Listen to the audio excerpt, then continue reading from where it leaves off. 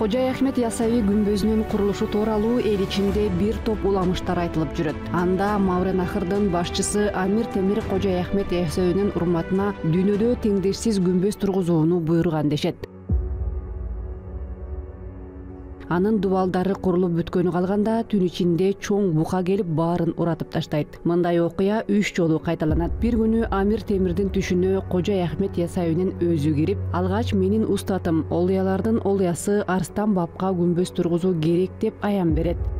Амир ошол замат Арыстан бабка күмбөз тургузууну буйрат. Ошондон кийин гана Кожой Ахмет Ясавинин күмбөзү аман эсен курулуп бүтөт.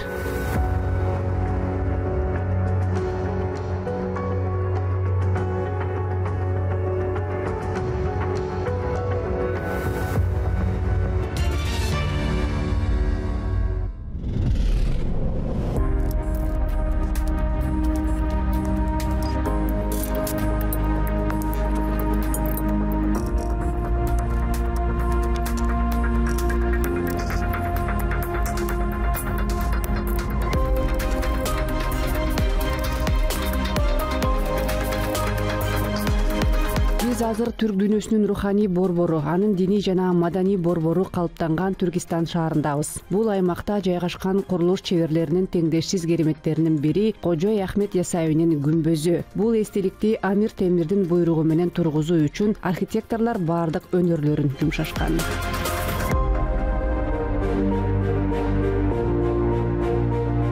Кожой Ахмет Ясави бүткүл түрк дүйнөсүндө кадыр барктуу инсан, ислам динин жайылтуучу, ойчул акын. Анын Дивани Хикмет чыгармасы түрк дүйнөсүнө кеңири белгилүү болгон. Кээ бир изилдөөчүлөр Ясавини 12-кылымдын башында төрөлүп, 13-кылымдын башында каза болгон деп эсептешсе, кээ бирлери анын өлгөн жылын 1166-67 жылдар деп аташат. 1928 жылы археолог Михаил Массон насаатчынын сөөгү коюлган жерге күмбөз тургузулган деп божомолдогон. Бул күмбөздүн кыштарынын курамын, жасалгасын изилдеп, искусство таануучу Лия Маньковская Ясавинин урматына биринчи күмбөз 12-кылымдын экинчи жарымында тургузулганы ырасталган.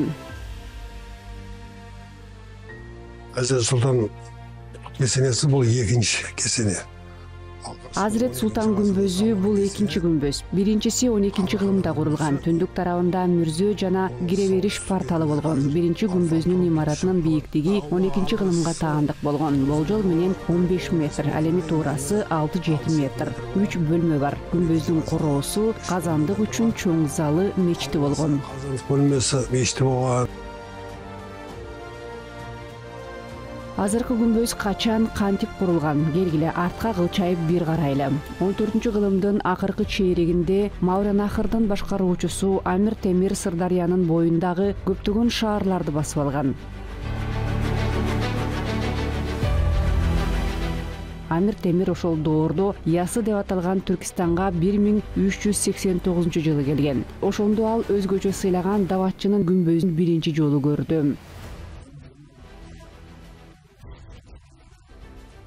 1392 жылы Амир Темир бул шаарга кайрадан келет. Алтын Ордонун ханы Токтомуш 2-3 жолу тонуп, Сауранды, андан кийин Түркистанды басып алган. Күмбөздү ошол аймактагы бардык тургундарды тонуп, баарын өзү менен кошо ала кеткен.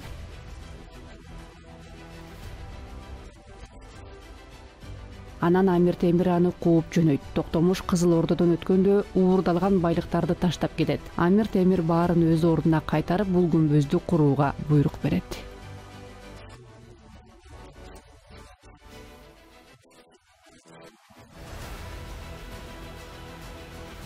Археолог Михаил Массондун айтымында Амир Темир бул монументалдык күмбөздү саясий себептерден улам курган. Амир Темирдин Борбордук Азиядагы бул эбегейсиз архитектуралык эстеликти куруудагы максаты көчмөн элдердин ишенимине ээ болуу, алардын ыйыктарын урматтоо, ислам динин тутунган элдердин руханий биримдигин чыңдоо, көчмөн элдерди шыктандыруу болгон. Алардын улуу максаты аларга империянын эбегейсиз зор күчүн көрсөтүү. Михаил Массон, археолог, тарыхчы. Амир Темир максатына жетти. Орто Азиядагы эң бийик кыш мунаралуу эстеликти курган. Анын курулушуна 100 миңге жакын адам катышкан. Түркистандан 40 чакырым алыстыкта жайгашкан Сауран шаарында атайын бышкан кыш, ошондой эле жасалгалоочу үлгүлөр жана такталар даярдалган. Сауран менен Ясынын ортосуна тизилип турган эл даяр кыштарды колдон колго өткөрүп, курулуш аянты да берип турушчу. Курулманын узундугу 65,5 метр, туурасы 45,5 метр, ал эми бийиктиги 41 метрди түзөт.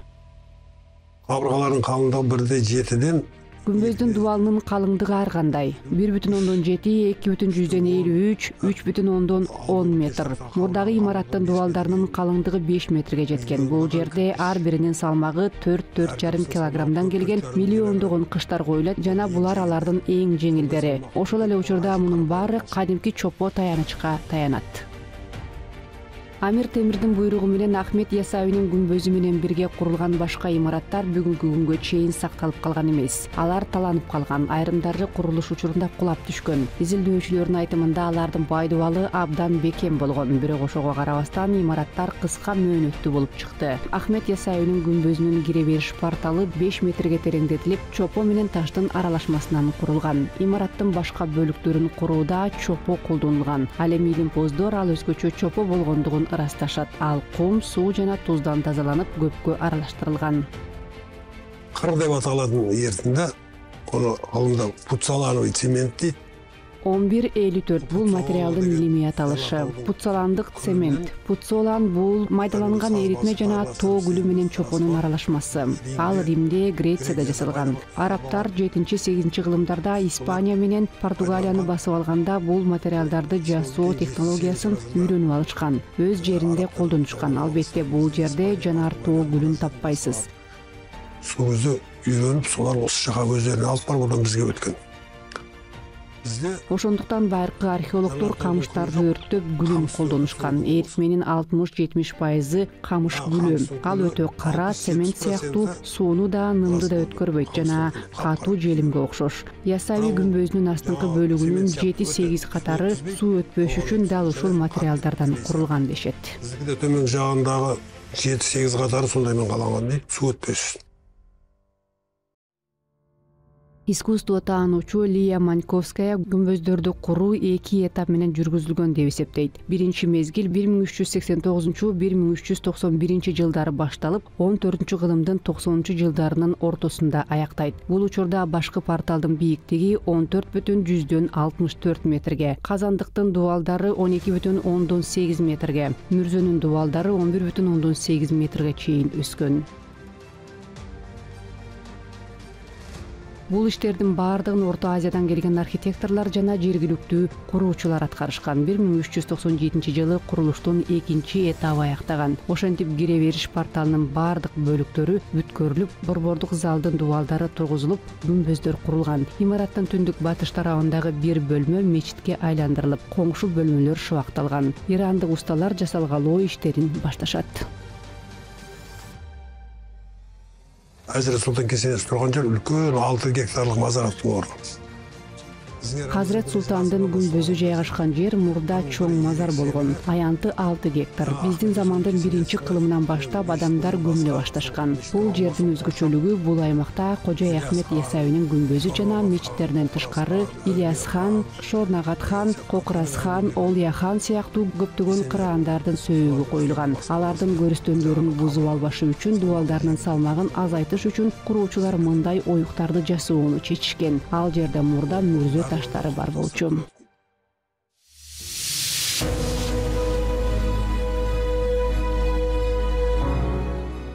Күмбөздө 35 бөлмө бар. 12 бөлмө 1-кабатта жайгашкан. Негизгилери мүрзө, мечит, казандык, ашкана, кудук, китепкана. Күмбөздүн борбордук залы казандык деп аталат. Бул жерде орто кылымдардагы коло куюу өнөрүнүн эң сонун үлгүсү уста Абделда Азиза Шарафуддинна Тебризинин тайказаны.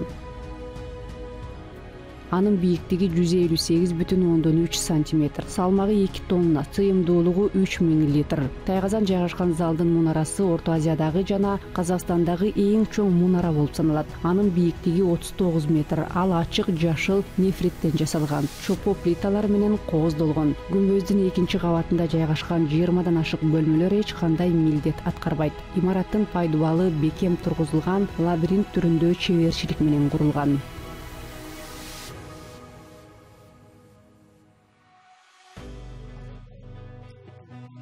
Имаратта 4 коридор, алардын экөө вертикаль түрүндө, башка экөө горизонттуу түрдө жайгашкан. Бул коридорлор имаратты 8 өзүнчө блокко бөлүп турат. Бул анын жер титирөөгө туруктуулугуна таасир берет. Эгерде зилзала боло турган учурда бир блок кулап калса, борбордук залдагы калган блоктор чоң мунараны кармап турушу керек.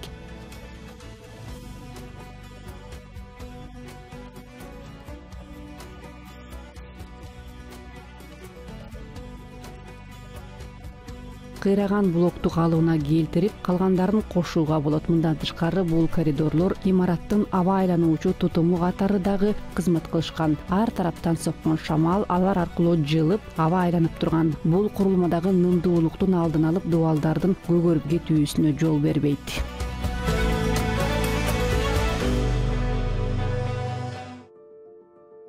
Күмбөздүн башкы порталынын курулушу бүтө элек. Пештак жана мунаралардын төмөнкү бөлүгү оймо чиймелүү моёлика панелдери менен каптоо үчүн даярдалган формада калган. Бул тууралуу эл ичинде ар кандай уламыштар айтылып жүрөт. Айрымдар уста жоопсуз сүйүүнүн айынан курулушту бүтүрө албай калган дешет. Чындыгында 1405 жылы Амир Темир каза болгондон кийин анын уулу Шахрух Иран жана Ирактан келген усталарга мунапыс жарыялап, аларды мекенине кайтарып жиберет. Бул жагдай курулуштун токтоп калышына себеп болот. Курулушалардын алдында жоба болгону белгилүү, бирок бул жоба азыр сакталмаган. Бирок анализ жасап караганда мунун бийиктиги одан Курулуш башталганга чейин имараттын долбоору болгону белгилүү, бирок тилекке каршы ал сакталып калган эмес. Анализге караганда бийиктиги 15 метрден жогору болуш керек. Темир чоң империя курганы жаткан. Ал бүтүндөй жакынкы чыгышты басып алды. Ошол басып алган өлкөлөрдөн чебер архитекторлорду өзү менен кошо алып келип, кийин алар күмбөздү курууга катышышкан. Ал эми алардын ишинин жыйынтыгын биз азыркыга чейин көрүп жатабыз. Мисалы, дубалдын сырткы бетинде Хаджи Хасан Ширази деген жазуу бар. Ошондой эле менин ишимди 797-798 жылдары аяктадым деген дагы жазууну көрүүгө болот. Имараттын чыгыш, батыш жана түндүк фасадтары гана кооздолгон. Анын бүт айланасы Мухаммед пайгамбарды, ага Алланын салам-саламаты болсун, мактаган куфи жазуулары менен кооздолгон. Башкы куполдун үстүндө күч Аллага таандык деген жазуу бар. Араб жазуучусунун 9-10 стили бар. Дубалдары толугу менен геометриялык куфи менен боелгон. Аллаху Раби, Мухаммад Наби деген жазуулар бар. Бул Аллага сыйынгыла, Мухаммед пайгамбарды урматтагыла дегенди билдирет. Күмбөздө 14-кылымдан бүгүнкү күнгө чейинки сакталып калган 2 эшик бар. Булар казандыктын эшиктери менен мүнөзүнүн дарбазалары. Бул тарыхый эстеликтерде ар кимди ойго салуучу насыят сөздөр жазылган. Мисалы, казандыктын эшигинин үстү жагында Сейиттердин дарбазасы бакыт дарбазасы, Сейиттерге болгон сүйүү бакыттын ачкычы деп жазылып турат. Күмбөздөгү алгачкы оңдоп түзөө иштерин Бухаранын башкаруучусу Абдулла хан 1593-1598 жылдары жүргүзгөн. Ал пештактын үстүндөгү арканы кайра жасап, мончо тургузуп, мүрзөнү оңдоп түзөөнү буйрат. Эң көп чөккөн мешит бөлмөсүнүн батыс. Мечит эң көп зыян тартты. Мечиттин батыш жана түндүк дубалдарынын астында пайдубал жок. Аны жакында эле толтурдук. Петсевичтин айтымында 1969 жылдагы казуу иштеринде михрабтын астынан көптөгөн сөөктөр табылган. Кабат сүйөк чыкты. Орусия падышачылыгындагы Казакстандын түштүк аймагын басып алган учурда артиллериялык аткылоодо имаратка 12 ок атылган. Алардын 11-и кудуктун төбөсүн, ошондой эле ашкананы бузуп максатына жетти. Бул сүрөттөрдө бар, асхана бөлмөсүнүн сыртында ой өрнек. Сүрөттөрдө көрсөтүлгөн ашкананын сыртындагы оймо чиймелер сакталган эмес. Үстүндө 2 купол бар эле. Орус усталары аларды кайрадан тургуза алышкан эмес. 4 бурчтуу кыштардан тегерек куполду салуу кыйынга турган. Ошондуктан алар крест түрүндөгү күмбөздү курушкан. Төмөндөн ал куполго окшош, бирок сыртынан жалпак көрүнөт. Hiç çağır жиберген.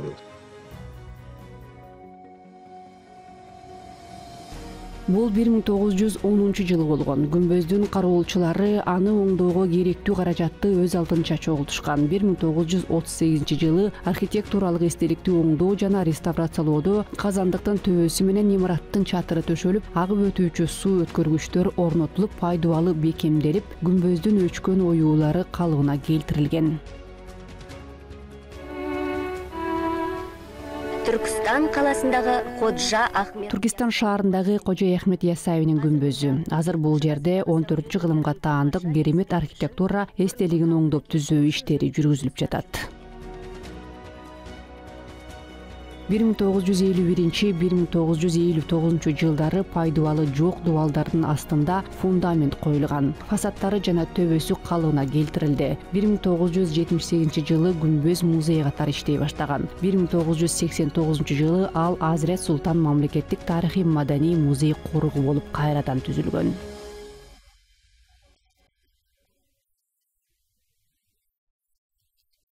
Бул казак элинин эң байыркы пантеондорунун бири деп айтууга болот. Анткени бул жерде 3000ден ашуун казак хандары, бийлери жана султандарынын сөөктөрү коюлган. Акыркы маалыматтар боюнча бүгүнкү күндө бул жерге көмүлгөн 232 адамдын аты жөнү белгилүү. Анын ичинде 21 хан, 30га жакын бий, 60тан ашуун баатыр, 4 хандын кеңешчиси болгон.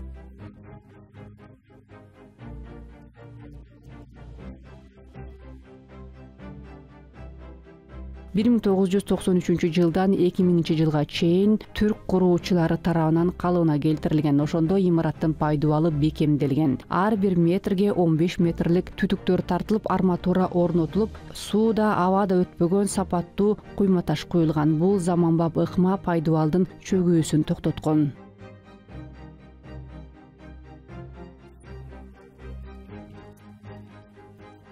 Күмбөздөгү нымдуулуктун деңгээлин түп тамырынан бери чечүү үчүн Финляндиядан сыноочу аппарат алынып келинген. Анын бардык бөлмөлөрүнө 20 даана орнотулду. Орусиядан, Өзбекстандан, Ирандан адистер тартылып, учурда этап менен мониторинг жүргүзүлүүдө.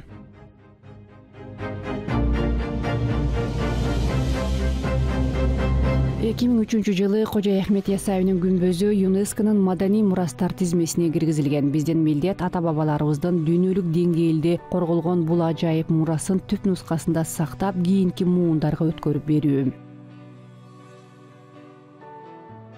Күмбөздү дүйнөлүк деңгээлдеги коргоого алынган эстеликтердин катарына кошуу оңой болгон жок. 1951-1957 жылдардагы калыбына келтирүү иштеринин жүрүшүндө куйма таш ашыкча куюлгандыктан адистер имаратты мүмкүн болушунча ашыкча куймадан тазалашкан. Ошентип ЮНЕСКОнун комиссиясынын катаал талаптарынан өтүп, Казакстанда гана эмес, Борбордук Азияда теңдеши жок уникалдуу эстелик дүйнөлүк маданий мурастардын тизмесине киргизилди. Тимур өз кезінде, өз бийлик жасап турган кезде Самаркандта, Шахрисабызда, Темир өзүнүн башчылыгынын тушунда Самаркандта, Шахрзабызда жана Түркистанда 5-6 ушундай күмбөз курдурган. Бүгүнкү күнгө чейин сакталып калган эстеликтердин тизмесине Кожо Ахмет Ясаевинин күмбөзү дагы кирет. Анткени Самарканд бөлүгүндө курулган имараттардын айрымдары калыбына келтирилген. Биразы кайтадан жөндөө жумуштары, реставрация жумуштары болуп, біраз жұмыстар жасалған.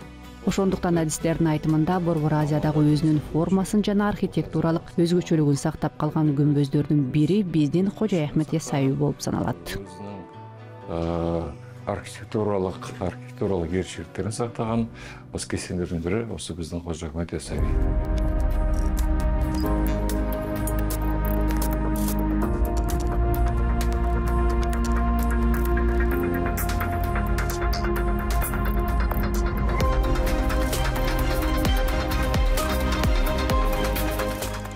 Темирландын өмүр баяны чыгармасында мындай баяндалат. Амир Темир Баязияда бир Йылдырым султанга каршы жоортулга чыгаар алдында Кожой Ахмет Ясауинин мүрзөсүнө зыярат кылат. Ал жоортулда башына мүшкүл түшкөндө Кожой Ахмет Ясауинин хикметтерин окуй баштайт. Ошондо анын жолу ачылат. Ырсаптарын 70 жолу кайталап жеңишке жетет.